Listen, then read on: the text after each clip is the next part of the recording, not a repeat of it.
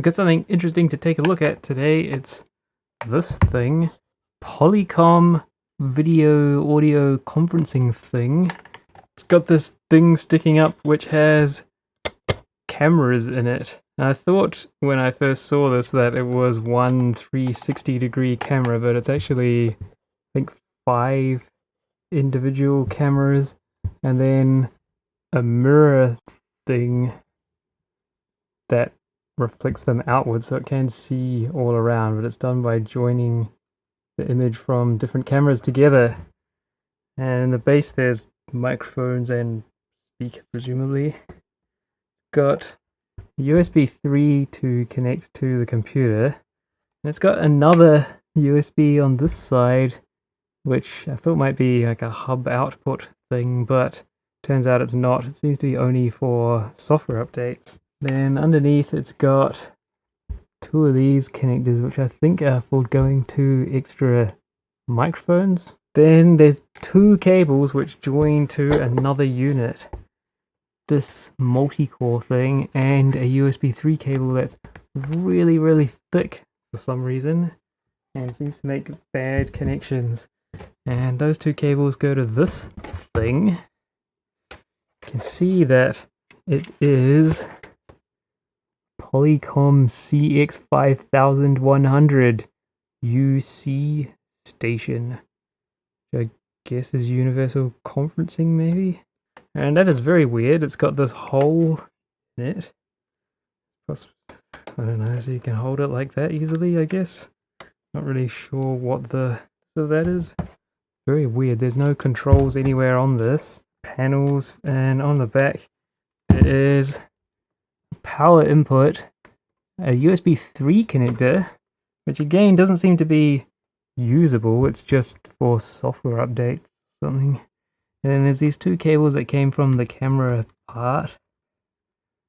Yeah, some like mini delta ribbon style thing that indicates both those ports. And there's a support around this USB 3 cable, and I found when I tried to get this going that was very temperamental, which is probably why it's got a support on it. I don't know why they use such horribly thick wire, super thick stiff wire.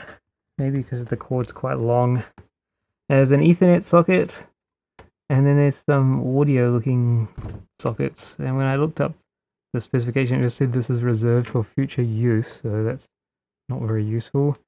And I don't know about that. It made a weird noise after I had that plugged into the internet for a while and then unplugged it and so maybe it was phoning home, I don't know. Anyway, let's turn this on and we'll try it out. Got our favorite power meter thing that we've seen before. So it gets power only in this thing, and then it only joins to the computer that you want to use it on this thing. Presumably that plug just goes straight through to the USB 3 cable that goes back to this box thing. So it's drawing 27 watts right now. It's pretty hungry, and the light's flashing for some reason. Those are buttons. So it puts it into mute. It's gone up to 40 watts. And there's fans in this thing that seem to run all the time, and quite warm air comes out of here all the time. There's also a light in there. And we've got here USB device tree. We'll see what happens when we connect it to the computer with this. On this port here,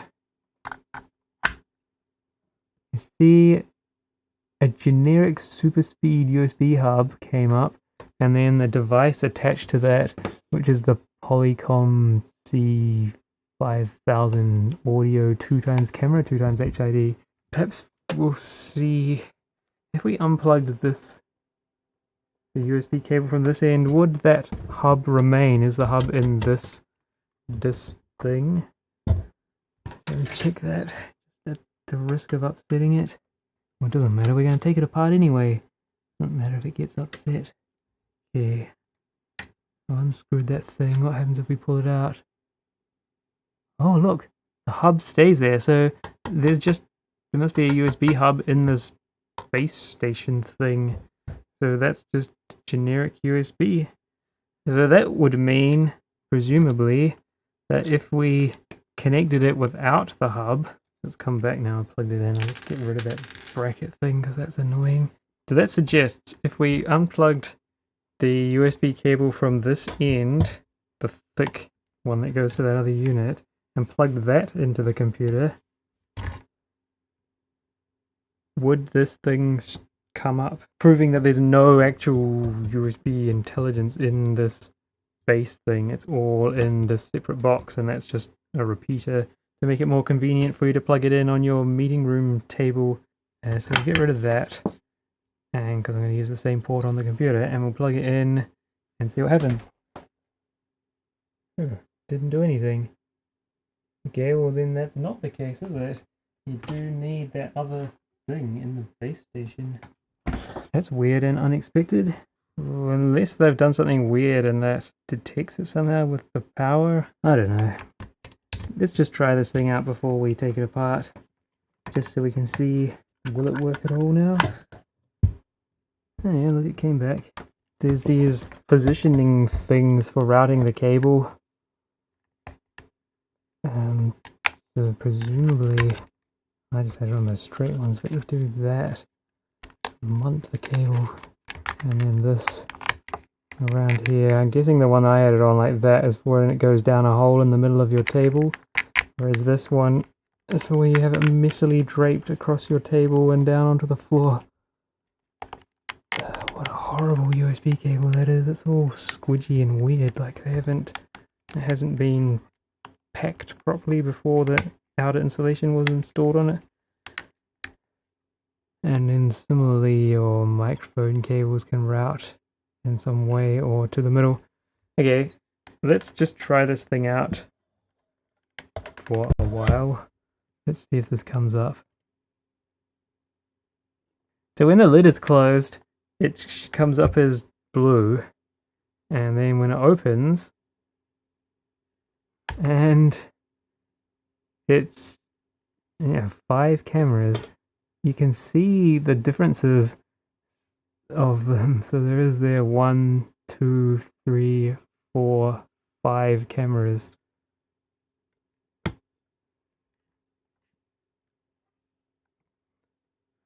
Yeah, the performance of that one there is darker than the others. Or the lens, well, it's darker and brighter. I don't know, it's weird. But yeah, there you go. It has another mode, which is active speaker. Let's see if we can put it onto that one. So this one's called panoramic video. It's very low resolution. In the specifications for this thing, they said it was very high resolution, but then asterisk, that only works if you use an annoying program like Teams or Skype for Business or something. What is that? A foot from my little monitor, that's there. That monitor there. Okay. I don't know why that fell off.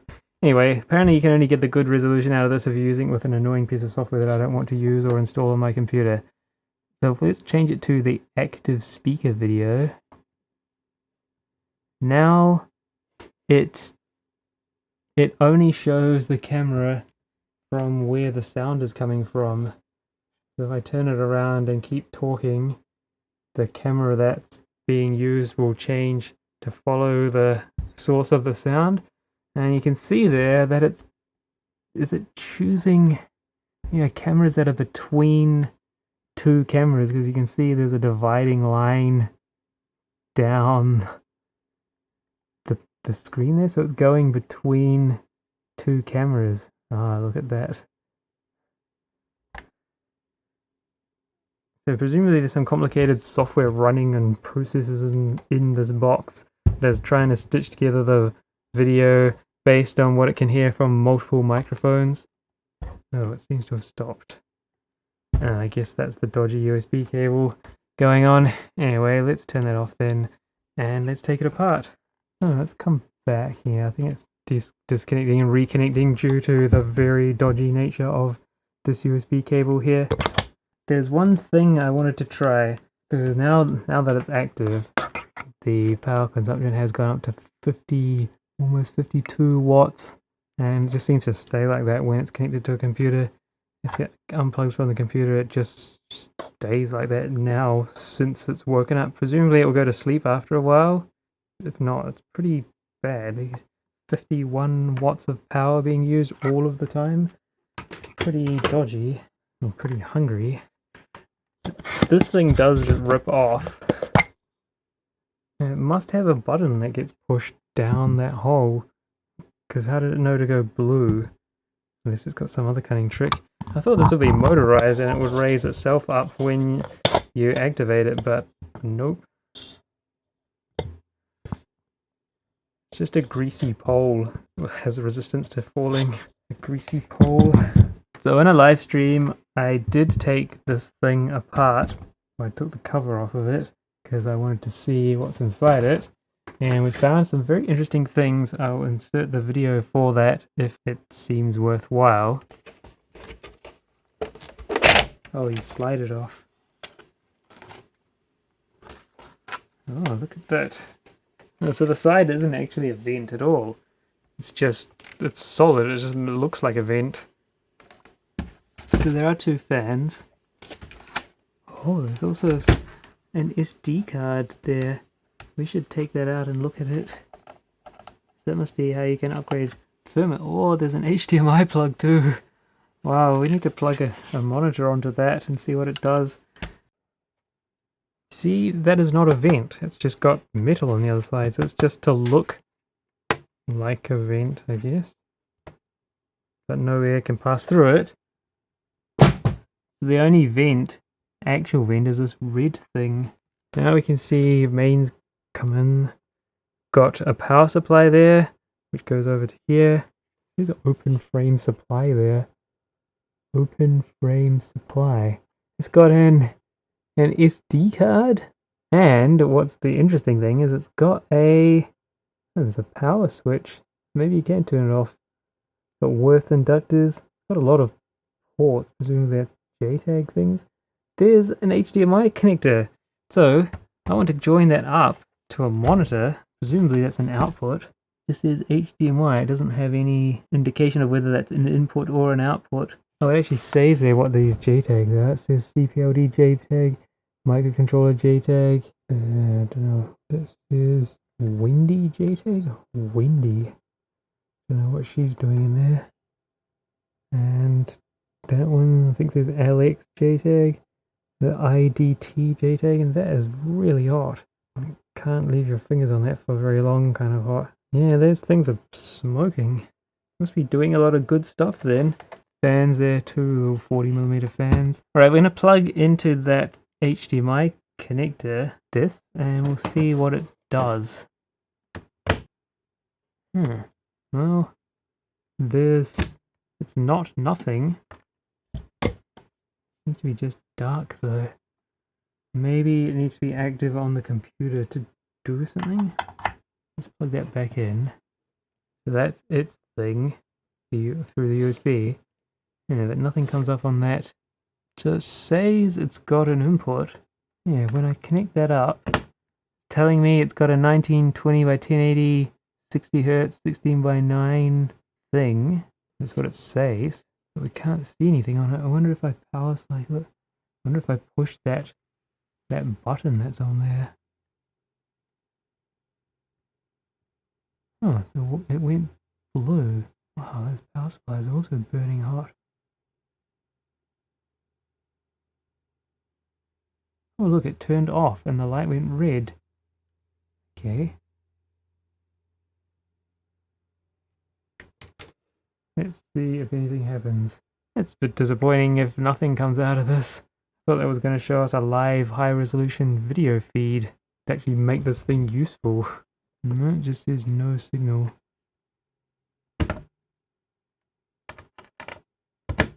It's not going to do anything now. It doesn't want to play anymore. That's weird. I'll just set it to something default and then put it back on. Panoramic video. Okay, so it's woken up. But yeah, that HDMI output doesn't seem to do anything. We've got another monitor here that I can try on it, just in case for whatever reason it doesn't want to play with that one. Connect that up. There's a cord. Annoyingly has a mini HDMI, not proper HDMI. We need an adapter. If this has anything going on it.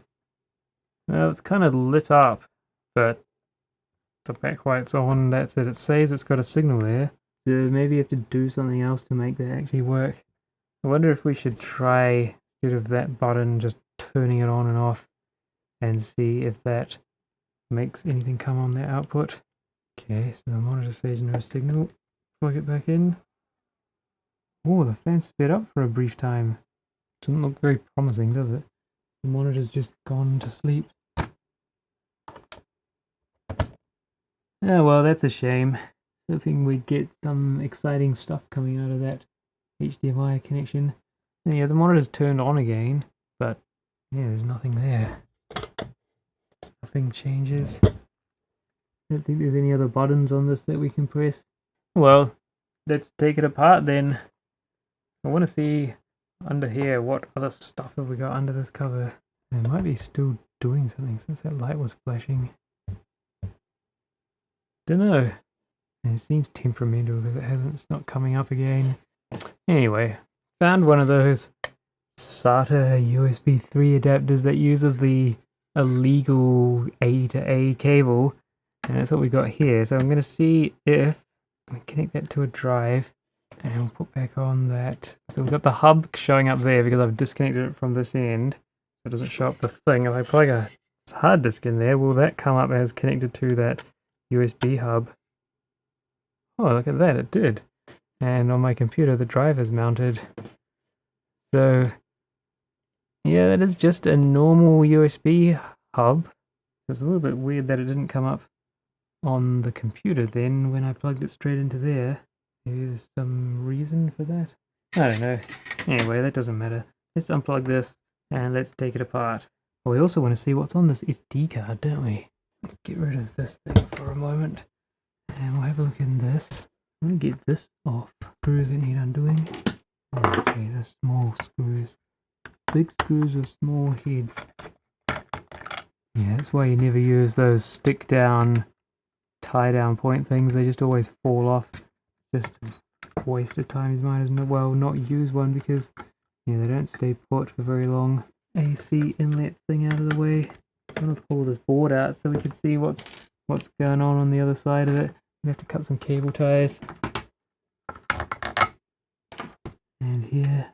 Oh no, not there. Yeah, there. Because that joins the fans together.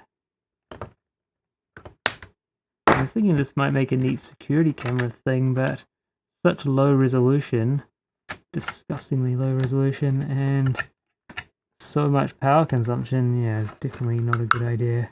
Here's another screw somewhere that I've missed. There are black coloured screws down here. Now there's a ground screw. Oh no, that's a washer, a nut. Okay. There we just undo the quick connect tab without damaging my hand on that stuff. Get a flat screwdriver, pry that out. Quick connect tabs join on very well. Okay, we'll just get this out of the way. Get that out of the way. Fan connector down there.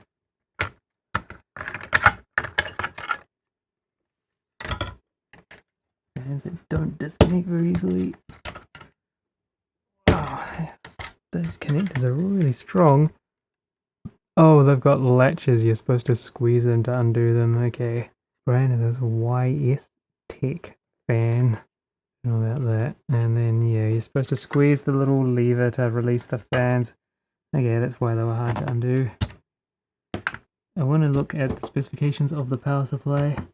Presumably it will be 5 volts, probably 6 or 8 amps. My guess, maybe a bit more. 8 amps, 5 volts, what do we reckon? could be 12 volts. We should have known from the fan, shouldn't we?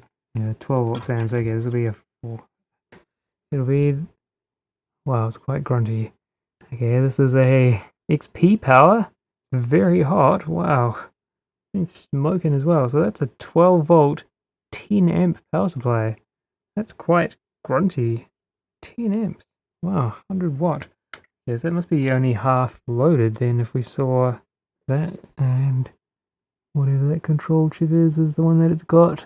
Can't read it very easily. You need to zoom in a long way.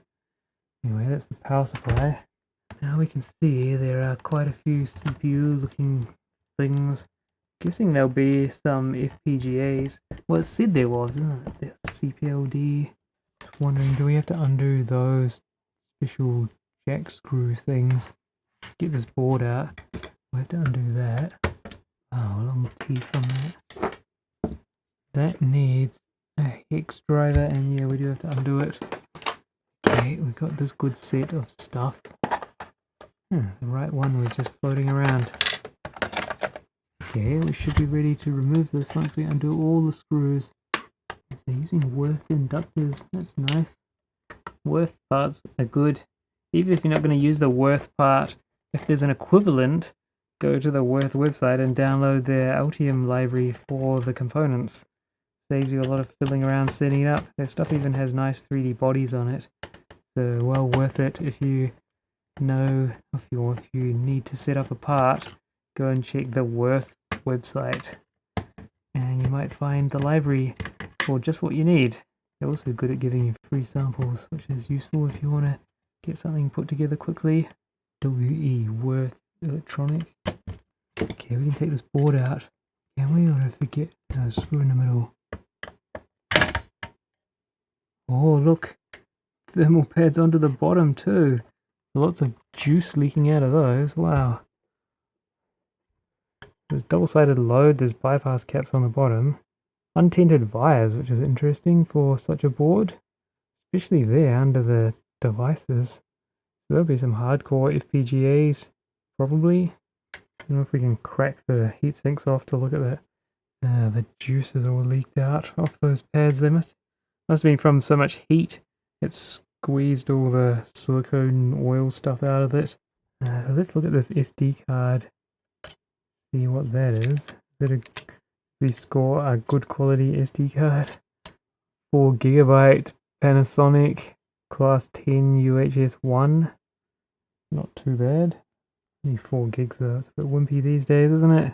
It's mostly some kind of DSP, because it says there DSP 0 serial debug, DSP 1 serial debug, which must be that one. It's got ISP debug, ISP I squared C, TTI squared C, this one BDSL. That would be the JTAG, presumably? BDSL debug, I don't know. Oh no, the JTAGs are these. ISP JTAG, about ISP thing. Microcontroller serial debug. GPP to UC link. Is that the UC microcontroller CPLD JTAG? Maybe that's a CPLD. Oh, it has a PCIe probe. So there's a PCIe on this thing. Guess so, for the USB 3 controller maybe? That's PLX. That's probably some kind of either a high-end... Oh, that's probably the Ethernet, isn't it? There's a Micron, is that what that is? Something or other there. What kind of stuff comes off that connector? Connector's there. Can't tell because it's got outer planes. So you can't see. I guess we can get an idea from these what travels down that wire. If those are some sort of high-speed differential transmitter and receivers. Is it possible that it's got PCIe going down that one lane?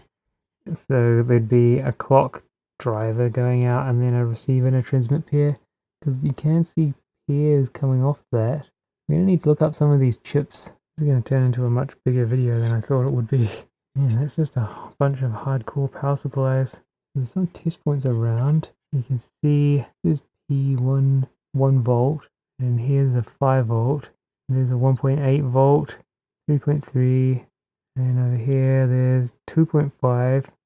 The super cap for saving some settings. A 1 farad 5.5 volt capacitor. But that is interesting. PCIe PCB Millennium Codec 2015. It's pretty old school. Nearly 10 years old. Okay. This chip here has got high-speed pairs going in it. You can see 3 pairs coming out there. 4 include what's going under there. 4 pairs, and those don't look like pairs. Wondering if those then travel over to these, and then that travels into this connector to go to the other end. Need to look that thing up. I'll look that up quickly, and we'll also take a look what's on this SD card. I've looked up a few things. We have on here, next to the connector, there's that, I think I said was micro or something. It's a microchip. It's a gigabit Ethernet transceiver with a EMI type interface, so that would be what that stuff coming out of there was. It's the 4 pairs of Ethernet, and then that's the EMI interface, and that's mag jacks that have the magnetics in it. This thing here, PLX, this PCI Express USB 3 peripheral controller. So that will be what makes the USB 3 ports work. Ugh, this stuff on my hands again. And then these things here, if I able to work out what those are, not very much written on them, is 6.25 gigabits per second cable and PC board equalizer. That's for high-speed links and communications and data systems for various protocols. So they didn't tell us what the protocol will be. It's possibly some special custom implemented thing that goes straight into these DSP chips. But yeah, it looks like there's 3 data pairs, or a transmit, a receive, and a clock, or something like that, going down that multi-pin cable. So perhaps we should take that apart, take the camera apart and see what's at the other end. Also, we're going to see what's on the SD card, so let's just do that quickly. See if it comes up in Windows. Oh, it's got lots of petitions on it by the look of it. Either that or the computer's unhappy about a lot of things. Yeah, it's come up with heaps of stuff just came up on the computer. I think it's got a lot of petitions on it. It looks like it's got GHIJKL, and then it's got E, whatever that is, and then boot, which is F, which has got U-boot on it, and some things called Windy, and then on L drive seems to have some sort of, oh, that's software updates. Okay, so most of them are in a format that I can't read, but yeah, there's not someone who knows about stuff would have to look into that. So it's got a bunch of petitions on it. Okay, let's take apart the camera and have a look inside there, which may not be easy. Gonna unplug the cables first.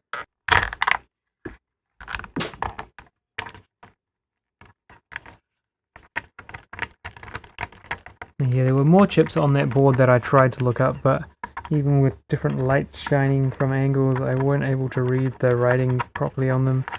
So that will have to wait for another day, I think. I did set up the little microscope thing to help with that. Okay, I think that's just the same at both ends, isn't it? Yeah, same at both ends. Now, take off this cable guide thing. Not really sure what the proper way of opening this thing is. Not much visible from the top. There's a bunch of screws on the bottom, so presumably we'll do that. Well, that's what we're going to do. We're going to undo these screws. Okay, they're fairly long. I hope that will release the whole other side of this thing. It will just flop off. Look at that. Warranty void if removed or damaged. Oh well, guess no one's been in here yet. Even 2.5 screws. I guess this thing's starting to peel apart. Oh, some of the screws, some of the posts must be broken because, yeah, that's all flapping open now. I think it got a little bit damaged in transport being sent here. Okay. that comes off. Wow, look at that speaker. Looks quite hard out. Oh, touch buttons, aren't they? No, not quite. Those there are zebra strip things for joining up to the touch buttons. Look at that, they connect to that. I wonder if that's got a little touch sensitive doofy in it, because when you put your finger there, it detects. Ah, we can turn on the microscope feed now to look at stuff like this. Yeah, that's going to be easy to decode, isn't it? Yeah, so that's what's on there. And then there's the connection, which they haven't written a pin out for. That's probably quite a good, powerful speaker there. Ah, look, there's the microphones. They're just little, just generic little, that type of microphones. Let's get this last cover off. That has 4 screws. That's covering up all the serious business. I just changed the audio settings earlier today, so I wonder if the sound is better in this video than has been in previous videos to refine things a bit better. Okay, here's another one of those same type of touch doofies. It didn't reveal much more though. So there's 4 large screws there which hold this arm. I wonder if that black part there covers the cables. And then there's a special covery thing. Another snapped off post. 2 snapped off posts. Another one's there. Okay, so there's a little cover thing which covers over the bottom of this flex. And it looks like there's some normal wires as well. A 4-core cable. I wonder if that's power and maybe a switch for that. And then everything else is on these flex. I suppose we should open that first so we don't rip it off when this tower comes crashing down. Are those plugs or what? Yeah, they are. They're just very, very delicate ones that you get in cell phones. Okay, now we'll use this bigger screwdriver to undo this tower thing. Okay. 2018. Ah, some high-speed flexes there. And then 4 normal wires. That's quite interesting. I wonder if those are swap over able, or we have to remember which one went to which. There's some pretty hardcore stuff going on in here. Look at that. Massive amounts of bottom side, and then there's special cables that come up from the connectors on the other side. And I guess we should undo those. And we could take this board out. This socket that seemed to be only for software updates is on its own board. But then that main one, we have to undo all these things.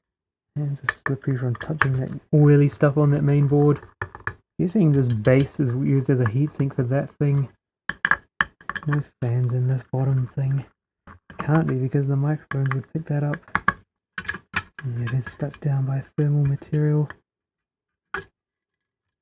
Oh, I guess that was needed because that has to go through, and if that had to go through as well, it would be too hard to put it together. Oh, look at that. There's lots of stuff on here. There's an Altera Cyclone chip there. There's another Altera CPLD type thing. There's Intel. There's TI TUSB, so it's a USB host, presumably, for that. I don't know what the other one joins onto. There's an Epson something or other thing there. There's some kind of flash or RAM. There's a switch. There's some writing. It says PCB Dream House. Okay, 2015 again. This is a nice board with a via perimeter on the around it. Via perimeter and quite serious screening around the edge there. Oh yes, so that screws down against this rim, so it creates a screened enclosure in there for this stuff to exist in. So then there's some chips which will be the opposite of those line drivery things. So they must be implementing some special protocol that they've got going in the CPLD or the FPGAs. Maybe that's a RAM. And there's quite grunty power supplies. Not that, that's the USB. USB 3. So that'll be the hub then. USB hub from there through to the connector that goes onto there. And that's the other end where those high-speed lines go. Wonder if can we see what those things are. Not that.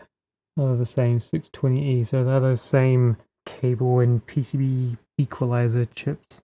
Then we've got power supplies. Yeah, that looks like a crystal. Power supply is this. And it's really hard to see.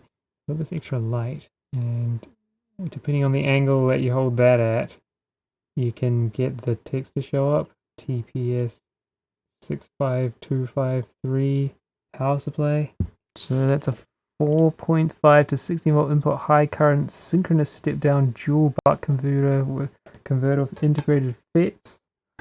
That's quite neat. And so that's the dual. There's two inductors on that. Got pretty nice looking current sensing resistors.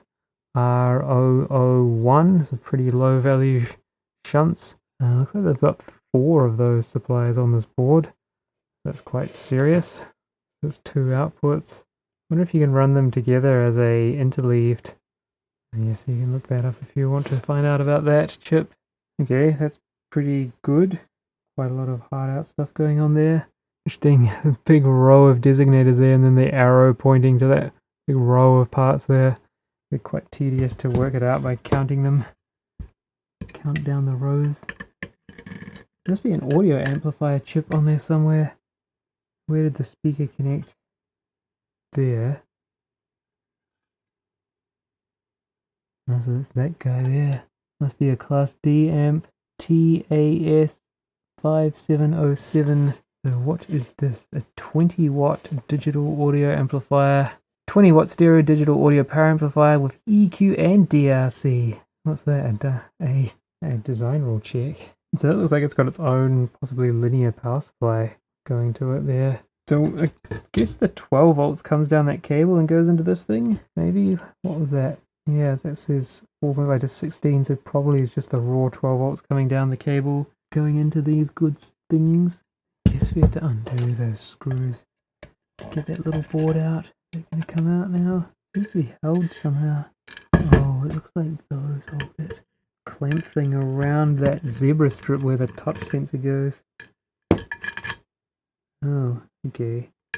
That pulls off. Okay, so we didn't have to undo these. Yeah, look at that. We've got an analog to digital converter there.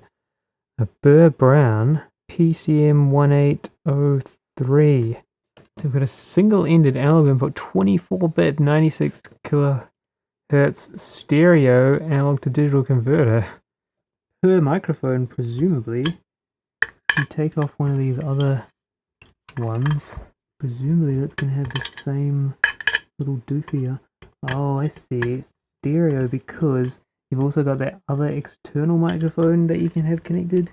Yeah, guessing the channel on this one is just, they're just using one channel, but the others will be using 2 because there's an external microphone plugged by each of the other 2 microphones. Yeah, same little guy there. 1803. And some massive diode by the look of it. Something. Might be possible to probe those lines when it's powered up to see if we can use those little touch sensors in another project. Yeah, so this is a analog to digital converter. I wonder what sort of output it's got. Probably just an I2S type thing. PCM. Yeah, clock. Left and right select. And then digital data. That's good. I wonder if this would then function as a standalone microphone receiver-nator if you had something to decode that audio data. Anyway, let's look in. Made a big mess of all this, so let's continue and look in the camera part. See what that's got in it. Get this out of the way. Quite a lot of high-end bits and pieces in this thing. Quite amazing then that it still works fine, and I paid something like $30 for it. It's just as is. It's the camera thing. Presumably, so you pull that off, nothing happens. It's just a cover. So I'm guessing you have to get this off, and there'll be a screw under there, and that separates it around there. Yes, probably. I think there'll be any point in taking it off from there.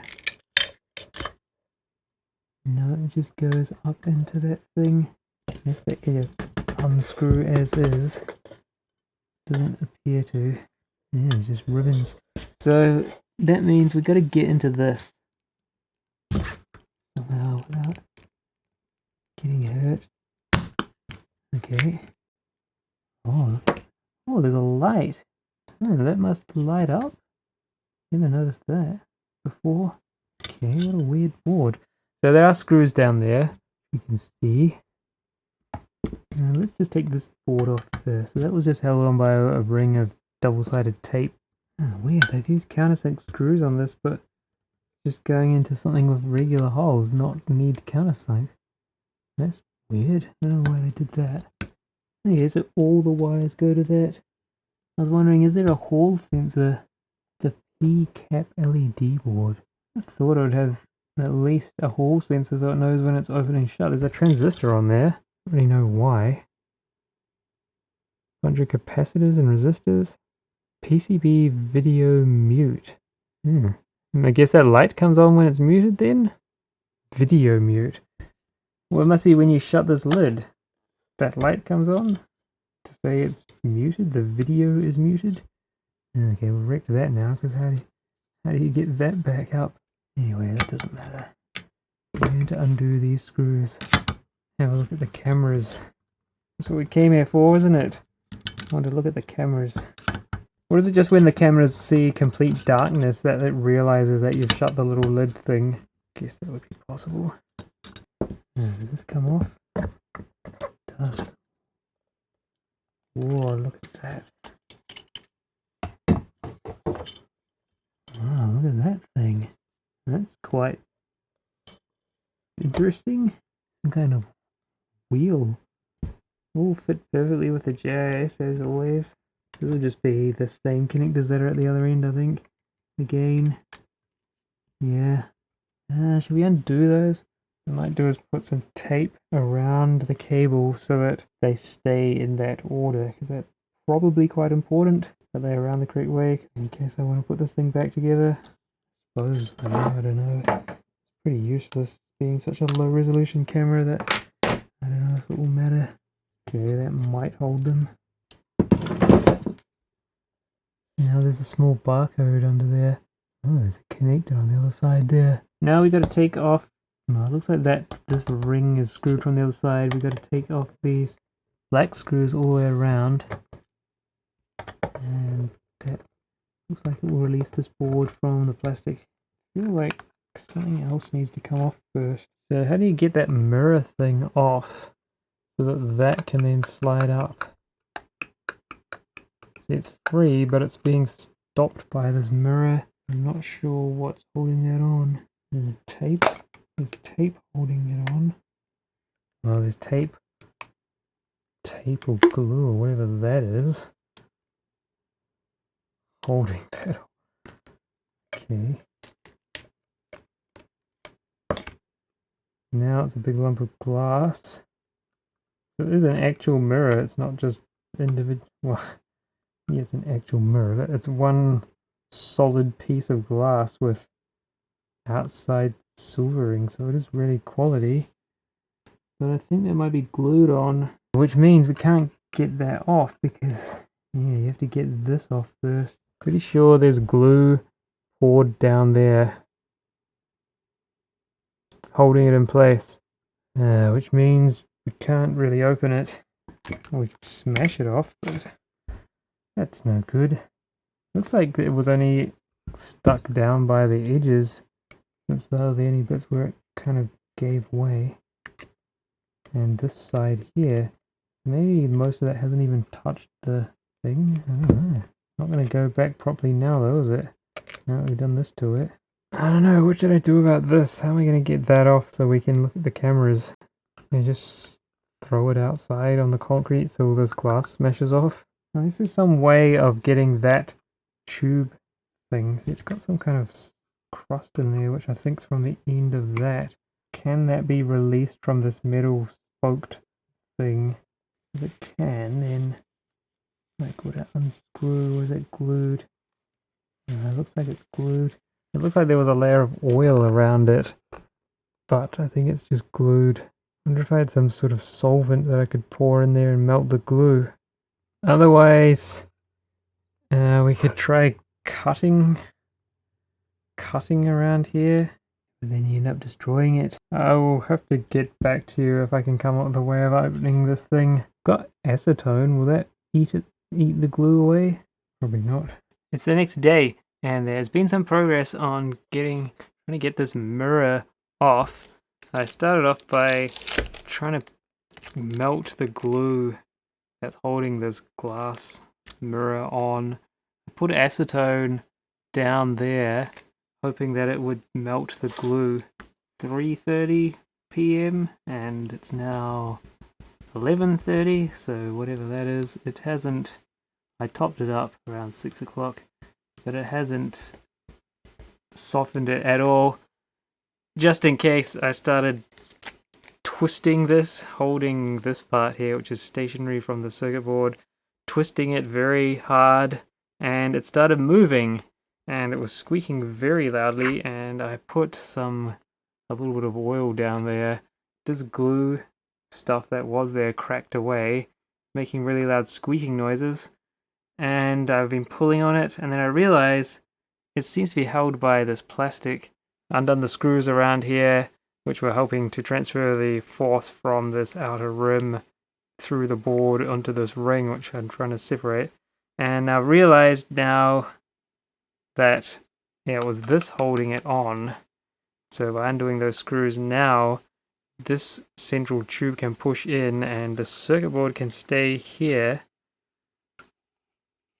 And it's coming off.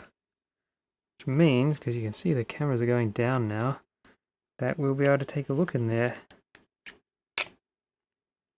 Look at that. Oh, that's shielded in there. Okay, some kind of stepped up rim thing. I don't know what that is. So that's still captive on there. But the exciting part, look at this. 5 cameras and 5 chips. And yeah, there's that header that we could see from the other side. Presumably this ring is there to help heatsink it a bit, because this probably makes some warmth. Can we see what these chips are? The LCMX02? Maybe, whatever that means. Alright, so that is a lattice semiconductor CPLD. I wonder if that's got something to do with receiving the video data and converting it into some kind of bit stream that gets sent down those cables. I guess it's per camera, since on the cables there were lots of data pairs. So yeah, we don't need those screws in there anymore. I was just using that to get it out.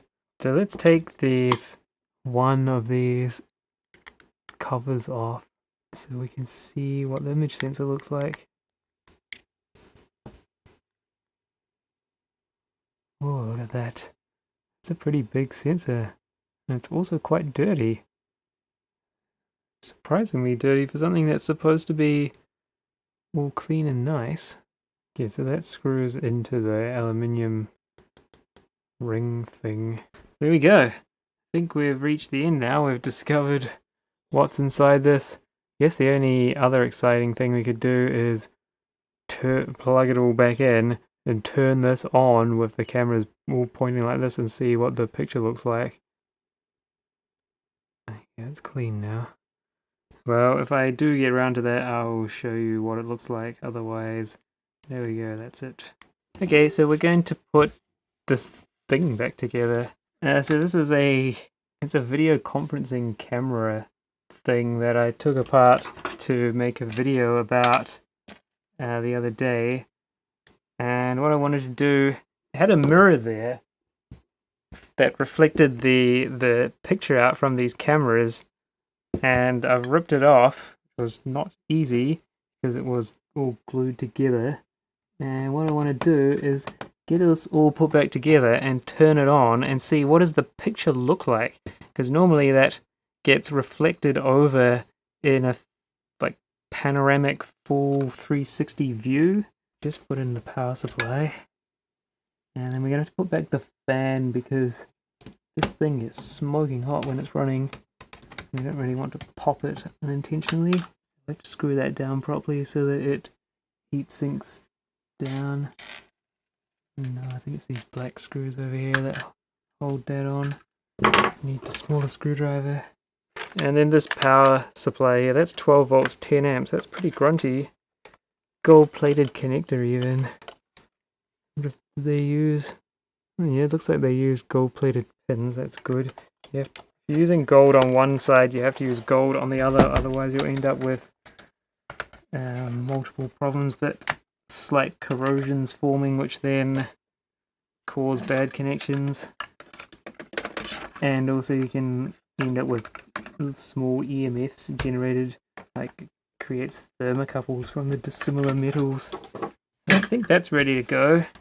Now the camera part, this had a quite big speaker there in the middle and there's microphones in the corners. I can't remember that having screws, so I'm quite confused about that. I can't remember how that went. Oh, maybe it was screwed from down there and it didn't have screws in there. That makes more sense. It has these little zebra strip things like that, which is a conductive rubbery thing. It goes onto those contacts in the row there, and then that goes up to a touch sensor and LED thing for the mute control, which was on the outside. But we're not going to reinstall those. Hopefully it will be fine without them. Don't really need it to test. We also don't need that USB cable because that just went to an update port, not an actual functioning port.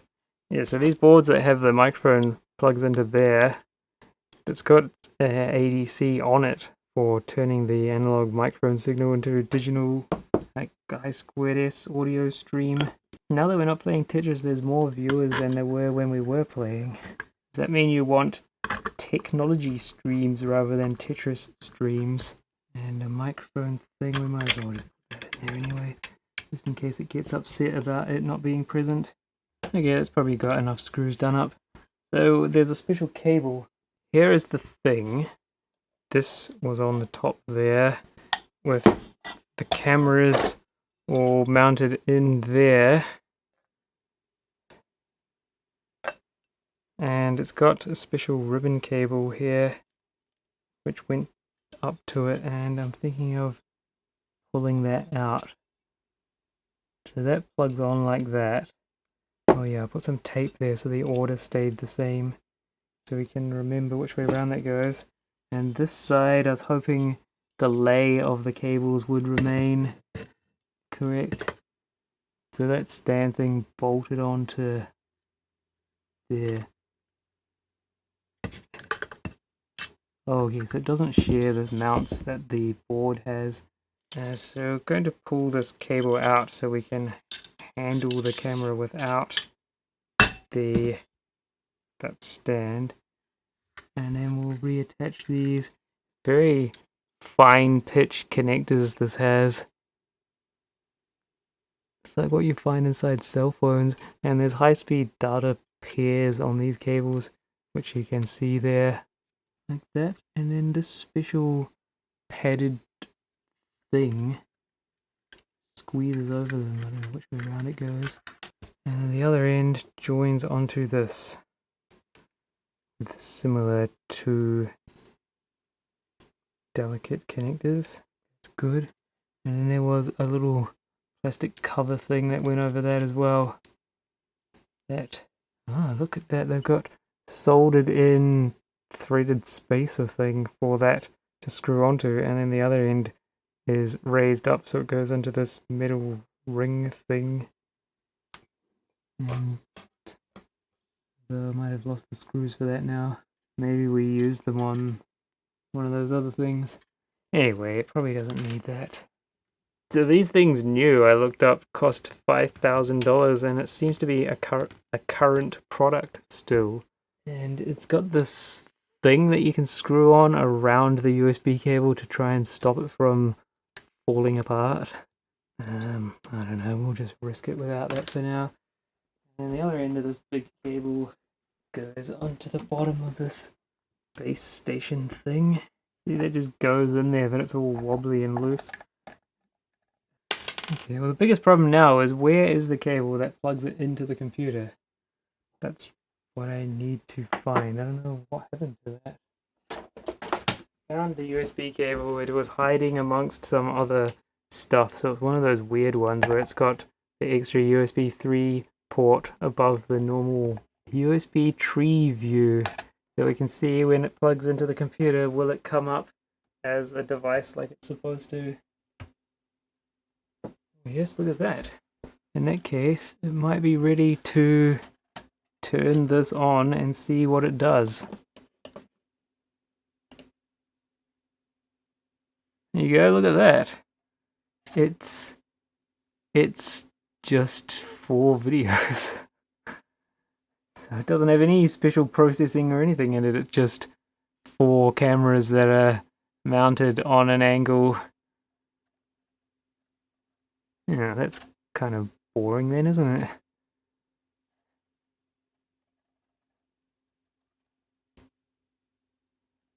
Thought it would give some weird distorted thing because it's trying to stitch the video signals together. Well, there you go. So it still works after all that treatment I gave it. So the other feature that this thing has is active speaker video, which means that it will move the camera to where the person is, like where the sound's coming from. Let's try it on that mode. Ah, so now it's joining things together. Maybe, yeah, if I speak in different places, then it will change to a different lens. Yeah, so it's determined that the sound is coming from between those 2 cameras.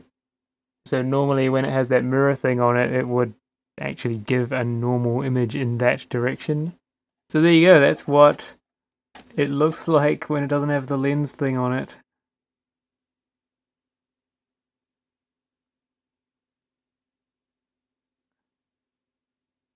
You can see how much power consumption this thing draws. Oh, it's mirrored.